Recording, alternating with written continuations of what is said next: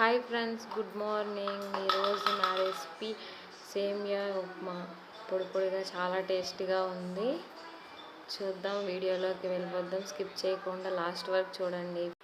First కడాయి పెట్టుకొని 2 table spoon oil వేసుకొని బాగా కాగాక మినపప్పు, జీలకర్ర, ఆవాలు వేసి బాగా చిటపట్లాడి అయ్యాక పచ్చిమిర్చి నిలువుగా కట్ చేసుకుంటూ వేసుకోవాలి.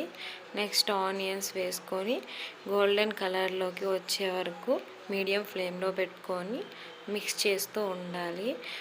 మీడియం ఫ్లేమ్లోకి ఆనియన్స్ ఫ్రై అయ్యాక జింజర్ గార్లిక్ పేస్ట్ యాడ్ చేసుకున్నాను.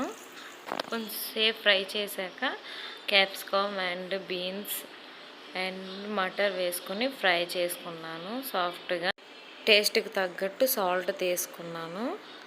వేసుకొని బాగా మిక్స్ ఒక కడాయి తీసుకొని అందులో గీ వేసి 1 కప్ సేమియా వేసుకొని 3 మినిట్స్ ఫ్రై చేసి బాగా కుక్ చేసి దాన్ని వడగొట్టుకున్న. 50% కుక్ అయ్యాక వెజిటేబుల్స్ కుక్ అయ్యాక అందులో 1 కప్ టమాటా వేసాను.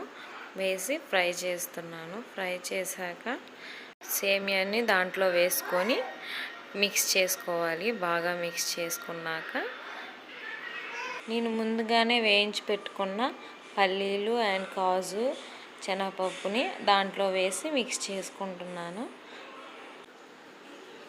మూత పెట్టుకొని స్టవ్ ఆఫ్ చేసి 10 నిమిషాలు మగ్గిన పొడిగా టేస్టీ ఉప్మా రెడీ. మీరు కూడా ట్రై చేసి కామెంట్ సెక్షన్లో కామెంట్ పెట్టండి. Please subscribe and share. Bye bye.